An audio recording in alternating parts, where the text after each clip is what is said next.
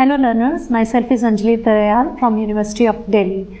In our last lecture, we have discussed the topic creation of agency, and today we will continue the same topic. So let us start.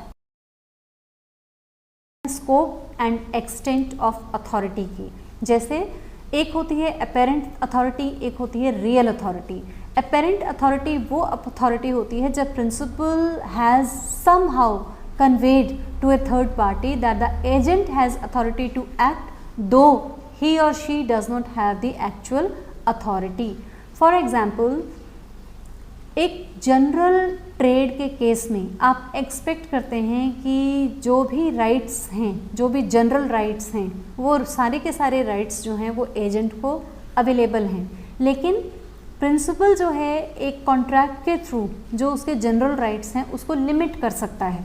ये उनका actual authority है, यानी वो उसको कितनी authority जो है वो एक्चुअल तौर पे देता है.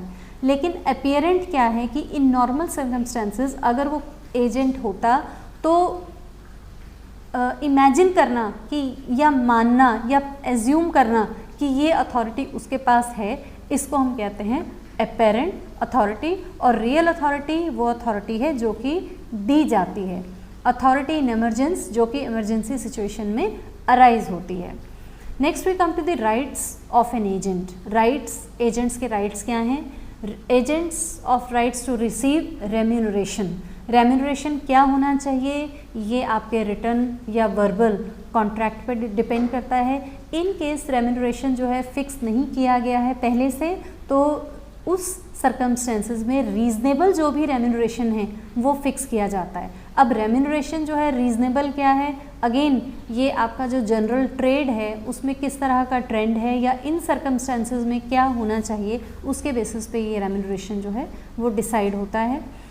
फिर है राइट ऑफ रिटेनर.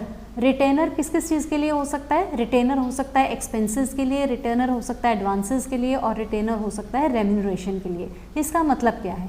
इसका मतलब ये है कि जो भी आपके प्रिंसिपल के बिहाफ पे एजेंट के पास में जो भी पैसा आया है उस पैसे में से वो अपने एक्सपेंसेस जो भी उसने लॉफुली स्पेंड किए हैं वो एक्सपेंसेस को अपने पास रख सकता है. अगर उसने कोई एडवांस दिया है तो उस एडवांस को अपने पास रख सकता है, उसको रिटेन कर सकता है. और अगर उसका रेम्यूनरेशन ड्यू है जिसका कि अभी तक पेमेंट नहीं हुआ है तो वो उस रेम्यूनरेशन को भी अपने पास रख सकता है, रिटेन कर सकता है, और बैलेंस जो रिमेनिंग अमाउंट है वो प्रिंसिपल को वापस कर सकता है. फिर है आपका right of lien. Right of lien है which have come into position of agent rightfully, यानी राइट ऑफ रिटेनर के अलावा हम एक राइट ऑफ लीन भी प्रोवाइड करते हैं एजेंट को. राइट ऑफ लीन ये है कि आप उनको जो भी आपके पास गुड्स हैं प्रिंसिपल की, आप उनको लीन कर सकते हैं, आप उनको प्लेज कर सकते हैं, और उस अमाउंट को आप तब तक वापस नहीं करेंगे जब तक कि आपका रेम्यूनरेशन का पेमेंट नहीं होगा. फिर है राइट टू बी इंडेमनीफाइड. आपके जो राइट्स हैं उनको इंडेमनीफाई किया जाना चाहिए. जैसे फॉर एग्ज़ाम्पल अगर ए को आपने कहा, ए मान लीजिए आपका एजेंट है और आप हैं बी प्रिंसिपल. अगर बी ने ए को कहा कि आप जाकर सी की पिटाई कर दो, उसने उसको पिटाई किया और उसके बाद वो हॉस्पिटल पहुंच गया, उसने क्लेम किया और उसने डैमेजेस जो हैं वो चार्जेस जो हैं उसने कवर किए ए से जो कि एजेंट है. तो बी जो कि प्रिंसिपल है he has to indemnify a, agent को जो भी लॉस हुआ है. अब ये पर्टिकुलर एग्जांपल मैंने क्यों दिया?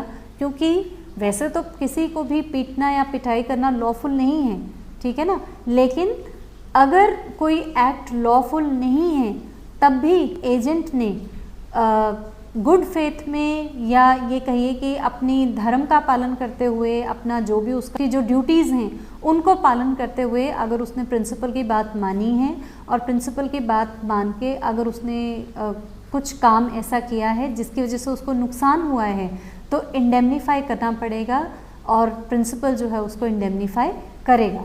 Right to compensation in case of injury due to neglect of principal और वांट ऑफ स्किल.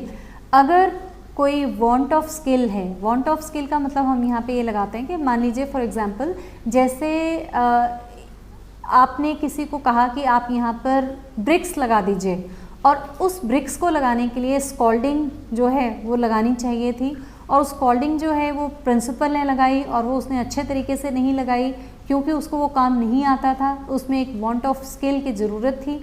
तो इस केस में इस तरह से अगर एजेंट को कोई भी इंजरी हुई है तो उस इंजरी के लिए आपको कंपनसेशन जो है वो देना पड़ेगा। ये हैं एजेंट्स के राइट्स। अब बारी आती है ड्यूटीज़ क्या हैं, क्योंकि राइट्स सिर्फ हों, ड्यूटीज़ की हम बात ना करें, ऐसा नहीं हो सकता। ड्यूटीज़ तो हमेशा बैक टू बैक चलती हैं, बिल्कुल ये एक सिक्के के दो पहलू की तरह हैं। जहाँ पे ड्यूटीज़ हैं वहाँ पे राइट्स हैं, जहाँ पे राइट्स हैं वहाँ पे ड्यूटीज़ आएंगी ही आएंगी। जैसे duties of an agent, duty to act according to instructions और कस्टम ऑफ ट्रेड। एजेंट की ड्यूटी बनती है कि या तो वो इंस्ट्रक्शंस के अकॉर्डिंग कार्य करे, और अगर क्लियर इंस्ट्रक्शंस नहीं हैं तो जो कस्टम है ट्रेड का उसके अकॉर्डिंग काम करे। ठीक है। उसके बाद है duty to act with reasonable care and skill. अगर प्रिंसिपल की जगह मुझे अपना काम करना होता तो मैं कैसे करता, ये है रीजनेबल केयर एंड स्किल। तो एजेंट को हर समय जब भी वो काम करता है उस काम को करते समय ये ध्यान में रखना चाहिए कि वो उस काम को रीजनेबल केयर के साथ करे, और अगर वो ऐसा नहीं करता और उसकी वजह से कुछ लॉस होता है तो उसको डैमेजेस को रिकवर करना पड़ेगा। ड्यूटी टू रेंडर अकाउंट्स, जितने भी अकाउंट्स हैं उन सब का प्रॉपर लेखा जोखा, उन सब का प्रॉपर हिसाब किताब उसे प्रिंसिपल को देना चाहिए, ये उसकी मॉरल ड्यूटी है। Duty to communicate with the principal, अगर किसी वजह से उसको किसी चीज़ में डाउट है, एजेंट को किसी चीज़ में डाउट है, या एजेंट जो है किसी प्रॉब्लम में फंसा है, या कोई उसके सामने कोई प्रॉब्लम आई है, तो ऐसी कंडीशन में उसको प्रिंसिपल से पूछ के, प्रिंसिपल से कम्युनिकेट करके, प्रिंसिपल से ऑर्डर लेकर ही, डिस्कस करके ही डिसीज़न जो है वो लेना चाहिए। ये उसकी मॉरल ड्यूटी है।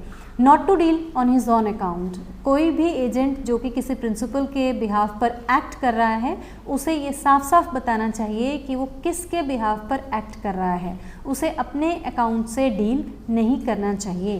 Then not to use information obtain in the course of agency against principal, principal के अगेंस्ट जो भी उसने इन्फॉर्मेशन ऑब्टेन की है उसको यूज़ नहीं करना चाहिए प्रिंसिपल के against. Not to set up adverse title, कोई भी काम एजेंट को ऐसा नहीं करना चाहिए जिससे कि थर्ड पार्टी या प्रिंसिपल के लिए जो टाइटल है वो एडवर्स टाइटल एस्टैब्लिश हो। Not to make secret profits, जैसे फॉर एग्जांपल ए ने अपना मकान बेचने के लिए बी को दिया, बी ने ऑक्शन अरेंज की, बी को कमीशन मिला ए से, लेकिन साथ साथ बी ने कमीशन सी से भी लिया, ये है उसका सीक्रेट प्रॉफिट जिसके बारे में उसने ए को नहीं बताया। तो he has no right to make such secret profits, और बाद में अगर ये बात पता चलती है तो ए जो है, जो कि प्रिंसिपल है, वो बी से उस प्रॉफिट को रिकवर भी कर सकता है।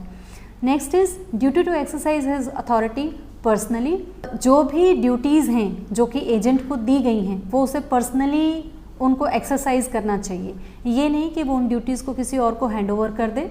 Next is duty on the death और इंसैनिटी ऑफ द प्रिंसिपल, जो ड्यूटी है एजेंट की, अगर प्रिंसिपल जो है इनसेन हो जाता है या प्रिंसिपल की डेथ हो जाती है तो उसकी ये मॉरल ड्यूटी बनती है कि जिस तरह से, जिस केयर, जिस डिलीजेंस के साथ उसने पहले काम किया है उसी तरह से वो आगे भी करे और उसकी प्रॉपर्टीज़ का पूरी तरह से ध्यान रखे। Next we come to the personal liability of agent to third party. Third party के अगेंस्ट उसकी लायबिलिटीज़ क्या क्या बनती हैं, इसमें अलग अलग कंडीशंस हैं, उन अलग अलग कंडीशंस को हम अलग अलग तरह से डिस्कस करेंगे। जैसे when acting for a foreign principal, अगर आप फॉरेन प्रिंसिपल के लिए काम कर रहे हैं तो उस केस में आपकी पर्सनल लायबिलिटी बनती है। रूल क्या है? रूल ये है कि फॉरेन जो प्रिंसिपल है, आप पहले तो ये था कि फॉरेन जो प्रिंसिपल है आप उसके अगेंस्ट कोई एक्शन नहीं ले सकते, इस वजह से ये कहा गया कि जो एजेंट है वो उसके लिए पर्सनल लायबल होगा। लेकिन अब क्योंकि समय बदल गया है और सब चीज़ें ऑनलाइन हैं तो अभी एजेंट्स भी ये कहने लगे हैं कि अब हम पर्सनल लायबिलिटी लेने के लिए तैयार नहीं हैं, और कॉन्ट्रैक्ट में ये अलग से मेंशन किया जाता है कि फॉरेन प्रिंसिपल जो है वही लायबल रहेगा। इस केस में लायबिलिटी जो है पर्सनल एजेंट्स की नहीं रहेगी, लेकिन लॉ में अभी भी ये चीज़ मेंशन है। फिर नेक्स्ट आता है when acting for an undisclosed principal. जब आप किसी भी अनडिस्क्लोज्ड प्रिंसिपल के लिए एक्ट कर रहे हैं तो क्योंकि जो थर्ड पार्टी है वो अनडिस्क्लोज्ड जो प्रिंसिपल है उसको नहीं जानती, वो केवल एजेंट को जानती है, तो इसलिए बाइंडिंग जो है वो भी एजेंट की होगी, एजेंट की ही पर्सनल लायबिलिटी बनेगी। थर्ड है when for principal who can't be sued. कोई भी ऐसा प्रिंसिपल जिसको स्यू नहीं कर सकते, किसको नहीं स्यू कर सकते, जो कि इनसेन है, जो कि साउंड माइंड का नहीं है, उसको आप स्यू नहीं कर सकते। तो कोई भी अगर ऐसा प्रिंसिपल है तो उस केस में पर्सनल लायबिलिटी जो बनेगी वो बनेगी एजेंट की। Then when the agent exceeds his authority, अगर किसी काम के लिए एजेंट को अथॉरिटी ही नहीं है और उस अथॉरिटी से बढ़ के वो उस एक्ट को करता है तो उस एक्ट के लिए वो खुद जिम्मेवार है, खुद लायबल है, खुद वो पर्सनली बाइंड है, ना कि principal. Then by express agreement, अगर प्रिंसिपल और ये जो एजेंट है इन दोनों के बीच में एक एक्सप्रेस एग्रीमेंट है जिसमें साफ तौर से ये कहा गया है कि कोई भी लायबिलिटी है तो उस लायबिलिटी के केस में एजेंट जो है वो लायबल होगा, तो एक्सप्रेस एग्रीमेंट के थ्रू भी उसकी पर्सनल लायबिलिटी एजेंट की अराइज होती है। एजेंसी कपल्ड विद इंटरेस्ट, अगर एजेंसी का जो बिजनेस है वो इंटरेस्ट के साथ जुड़ जाए, इंटरेस्ट किसका, एजेंट का, तो भी वहाँ पे पर्सनल लायबिलिटी जो है वो एजेंट की बनती है। जैसे फॉर एग्जांपल ए जो एजेंट है उसने बी के कुछ पैसे देने हैं, सपोज 40,000 रुपीज़ देने हैं। बी ने उसको ये कहा कि ये मेरी प्रॉपर्टी है, तुम इसको सेल आउट कर लो और इसको सेल आउट करके जो तुमको पैसा मिलेगा वो पैसे में से तुम अपना पैसा काट के बाकी पैसा मुझे मेरा वापस कर देना। तो यहाँ पे जो गुड्स हैं या जो प्रॉपर्टी है उस प्रॉपर्टी के अंदर इंटरेस्ट किसका हो गया, एजेंट, प्रिंसिपल के साथ साथ उसमें उसका एजेंट का भी इंटरेस्ट जो है वो कपल्ड हो गया, जुड़ गया आपस में। तो इस तरह से जो लायबिलिटीज़ हैं इस केस में जो भी डीलिंग करेगा एजेंट थर्ड पार्टी के साथ उसमें लायबिलिटी एजेंट की भी होगी क्योंकि उसका इंटरेस्ट जो है उसके साथ में जुड़ गया है। Non existence of the principal, जहाँ पे प्रिंसिपल एग्जिस्टेंस में नहीं है वहाँ पे एजेंट जो है वो लायबल होगा। जैसे कि मैंने अभी थोड़ी देर पहले आपको एक एग्जांपल में बताया था कि प्रमोटर्स जो हैं कंपनी के इनकॉर्पोरेशन से पहले अगर कोई भी कॉन्ट्रैक्ट करते हैं थर्ड पार्टी के साथ में तो प्रमोटर्स जो हैं वो पर्सनली लायबल होंगे, ना कि कंपनी, क्योंकि कंपनी जो है उस समय एग्जिस्टेंस में आई ही नहीं है। फिर है when the agent science the contract in his on name, agent जब अपने नाम से कॉन्ट्रैक्ट को साइन करता है तो पर सर्टेनली लायबल भी वही होगा जो अपने नाम से कॉन्ट्रैक्ट को साइन करेगा। व्हेन कस्टम और ट्रेड यूसेजेस, जहाँ पे कस्टम या ट्रेड का तरीका ही इस तरह का है, जैसे फॉर एग्जांपल जो ब्रोकर्स हैं, ब्रोकर्स का एक ट्रेंड ये होता है स्टॉक मार्केट में कि ब्रोकर्स जब भी डील करते हैं वो अपने नाम से ही डील करते हैं। तो जहाँ पे कस्टम या ट्रेड इस तरह का है कि अपने ही नाम से आप डील करेंगे वहाँ पे पर्सनल लायबिलिटी भी जो है वो एजेंट की ही बनती है। और लास्ट में है आपका मिस रिप्रेजेंटेशन और फ्रॉड, अगर एजेंट ने प्रिंसिपल की नॉलेज के बिना कोई भी काम ऐसा किया है जो कि मिस रिप्रेजेंट किया है उसने किसी चीज़ को या फिर फ्रॉड के लिए कोई काम किया है, तो ऐसे फ्रॉड और ऐसी मिस रिप्रेजेंटेशन के लिए प्रिंसिपल लायबल नहीं है, इसके लिए पर्सनली लायबल होगा agent. Liability of principals to the third parties, principal की थर्ड पार्टीज़ के लिए क्या क्या लायबिलिटीज़ हैं। देखिए ये तो हम सब जानते हैं कि एजेंट के किए गए किसी भी एक्ट के लिए प्रिंसिपल जो है वो लायबल होता है, प्रिंसिपल बाइंड होता है उसके एक्ट के लिए। तो जब एजेंट कोई काम करता है प्रिंसिपल के बिहाफ पे तो प्रिंसिपल भी बाइंड होता है। तो सबसे पहला पॉइंट है हमारा liability of principal where both the existence and the name of principal is disclosed, जहाँ पे प्रिंसिपल का नाम भी डिस्क्लोज किया गया है और जहाँ पे प्रिंसिपल एग्जिस्ट भी कर रहा है, तब उस केस में जितने भी एक्ट एजेंट्स के द्वारा किए गए हैं उन सभी एक्ट्स के लिए प्रिंसिपल जो हैं वो लायबल होंगे। दूसरा इसमें आता है liability where only the existence of the principal has been disclosed but not his name, जहाँ पे ये तो बताया गया है कि प्रिंसिपल जो है वो है, प्रिंसिपल का एग्जिस्टेंस है, लेकिन उसका नाम नहीं बताया गया। इवन इस केस में भी प्रिंसिपल जो है वो थर्ड पार्टी के लिए लायबल होगा। लेकिन हाँ, जहाँ पर स्पेसिफिकली पूछा गया है एजेंट से, थर्ड पार्टी ने मान लीजिए स्पेसिफिकली एजेंट से पूछा कि तुम अपने एजेंट का नाम बताओ और तुम अपने प्रिंसिपल का नाम बताओ, और फिर भी उसने प्रिंसिपल का नाम नहीं बताया, वहाँ पे प्रिंसिपल जो है वो लायबल नहीं होगा, वहाँ पर एजेंट ही लायबल होगा। और थर्ड है आपका अनडिस्क्लोज्ड प्रिंसिपल। अनडिस्क्लोज्ड प्रिंसिपल के केस में जहाँ पर प्रिंसिपल डिस्क्लोज्ड ही नहीं है किसी भी तरह से, वहाँ पे प्रिंसिपल जो है वो लायबल नहीं होगा, उसकी जगह जो लायबिलिटी होगी वो बनेगी एजेंट की। और उसके बाद हमारा नेक्स्ट टॉपिक आता है टर्मिनेशन ऑफ एजेंसी। टर्मिनेशन किस तरह से किया जा सकता है एजेंसी का, क्योंकि एजेंसी लॉ के द्वारा इनकॉर्पोरेट हुई है, उसको लॉ से बनाया गया है, उसका टर्मिनेशन भी लॉ के द्वारा ही होता है या फिर उसका टर्मिनेशन भी एग्रीमेंट के द्वारा, पर्सनल एग्रीमेंट के द्वारा ही होता है।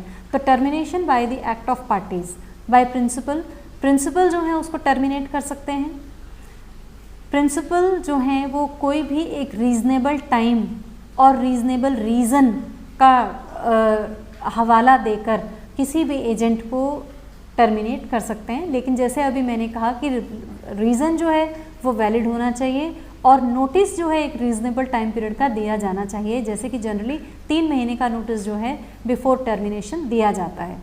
इसी तरह से एजेंट किसी भी स्टेज पर चाहें तो एक रीज़नेबल लॉजिक, रीज़नेबल रीज़न के थ्रू चाहें तो वो एजेंसी के कॉन्ट्रैक्ट्स को टर्मिनेट कर सकते हैं। अगेन उनको भी एक रीज़नेबल जो है टाइम पीरियड प्रिंसिपल को बताना होगा, सो दैट कि प्रिंसिपल अपने लिए किसी दूसरे एजेंट को अपॉइंट कर सके और उसको इतना समय मिल जाए। और थर्ड है बाय म्यूचुअल एग्रीमेंट्स, जहाँ पर प्रिंसिपल भी एग्री है, जहाँ पर एजेंट भी एग्री है, वो दोनों ही एक डीड जो है वो साइन करते हैं और उस डीड को साइन करके वो अपना जो म्यूचुअल एग्रीमेंट है, म्यूचुअल एग्रीमेंट के थ्रू एजेंसी को टर्मिनेट कर देते हैं।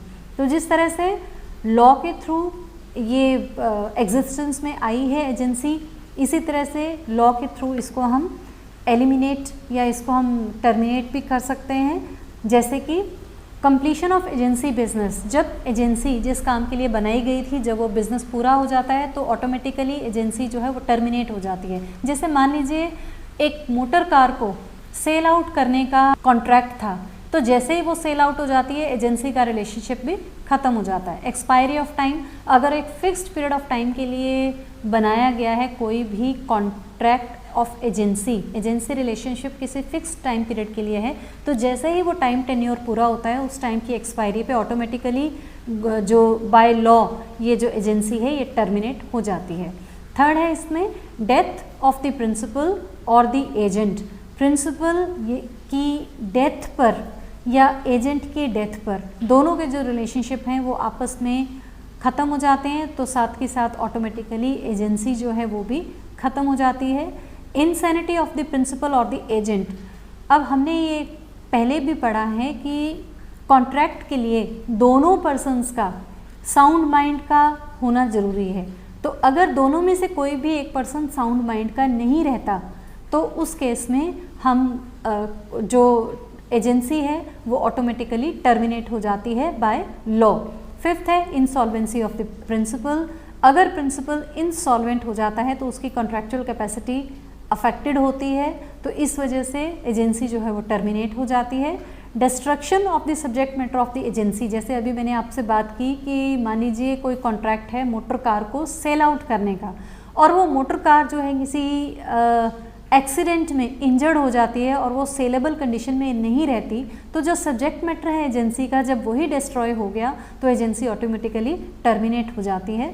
फिर है डिसोल्यूशन ऑफ ए कंपनी या ये कहिए कि अगर हम पार्टनरशिप फर्म की भी बात करें और उसमें अगर मान लीजिए पार्टनरशिप फर्म डिज़ोल्व हो जाती है तो जो भी उसके पार्टनर्स हैं उनके आपस में एजेंसी के रिलेशनशिप ख़त्म हो जाते हैं, या कंपनी अगर ख़त्म हो जाती है तो जो भी उसके बोर्ड ऑफ डायरेक्टर्स हैं, मैनेजर्स हैं, उनका जो एज एजेंसी रिलेशनशिप है वो रिलेशनशिप भी ऑटोमेटिकली ख़त्म हो जाता है। और लास्ट है इसमें प्रिंसिपल और agent becomes alien enemy. Alien enemy यानी जब दो देशों के बीच में युद्ध छिड़ जाए, वॉर लाइक सिचुएशन हो, तो वॉर लाइक सिचुएशन में जो भी हमारा एलियन कंट्री का रेजिडेंट है हम उसके साथ कॉन्ट्रैक्ट नहीं कर सकते। लॉ की नज़र में वो बिल्कुल ही गलत है और वो भी ऑटोमेटिकली टर्मिनेशन माना जाता है एजेंसी रिलेशंस का। लास्ट टॉपिक हमारा इसमें जो हम आज कवर करेंगे वो है हमारा इर्रिवोकेबल एजेंसी, ऐसी एजेंसी जिसको हम चाह कर भी ख़त्म नहीं कर सकते। पहला है if the agency is coupled with interest. आपको ध्यान होगा मैंने आपको एग्जांपल दिया था कि एजेंसी जो है जहाँ पे इंटरेस्ट के साथ कपल कर दी जाती है। जैसे एग्जांपल के तौर पे मैंने आपको ये बताया था कि एक मकान है, ए का है, लेकिन ए ने बी के कुछ पैसे देने हैं और बी को वो ये कहता है कि आप इस मकान को बेच लो और इसमें से जो पैसे मिले आप अपना पैसा रख लो और बाकी मुझे दे दो। तो बी क्या है, एजेंट बन गया। जिस समय वो एजेंसी में आ गया उसके बाद ए उस एजेंसी को कैंसिल नहीं कर सकता। वो ये नहीं कह सकता कि अब आप मेरे एजेंट नहीं हैं, अब आप इसको सेल नहीं करोगे। वो उसको उससे बैकआउट नहीं कर सकता। इस तरह की एजेंसी जो है वो इर्रिवोकेबल एजेंसी की कैटेगरी में आ जाती है। दूसरा, where the agent has partly exercised his authority, जहाँ पे एजेंट ने अपनी अथॉरिटी को पार्शली यूज़ कर लिया है। जैसे फॉर एग्जांपल मान लीजिए ए एक प्रिंसिपल है और बी उसका एजेंट है। प्रिंसिपल ने एजेंट को कहा कि तुम मेरे लिए कुछ स्टेनलेस स्टील कुछ मीट्रिक टन स्टेनलेस स्टील खरीदो और उसको खरीदने के बाद उसका पेमेंट जो है मेरे अकाउंट से कर दो। अब जो एजेंट है, एजेंट ने स्टेनलेस स्टील को खरीद लिया लेकिन पेमेंट अभी तक नहीं किया है। तो ये क्या है, ये पार्टली एक्सरसाइज्ड है, उसने अपनी अथॉरिटी को पार्टली एक्सरसाइज्ड किया है। लेकिन क्योंकि स्टेनलेस स्टील आ चुका है अब उसको हम मना नहीं कर सकते। इस तरह का जो एजेंसी रिलेशनशिप है उसको हम इर्रिवोकेबल एजेंसी की कैटेगरी में आता है। थर्ड एंड लास्ट आपका आता है when the agent has incurred a personal liability. मान लीजिए एजेंट पर्सनल लायबिलिटी इंकर करता है किसी भी एक्ट से, किसी भी एजेंसी को रिवोक करने से, तो वो एजेंसी जो है इर्रिवोकेबल है, क्योंकि आप किसी भी तरह से एजेंट को डैमेज की सिचुएशन में नहीं ला सकते। So that was all about this lecture. Thank you so much.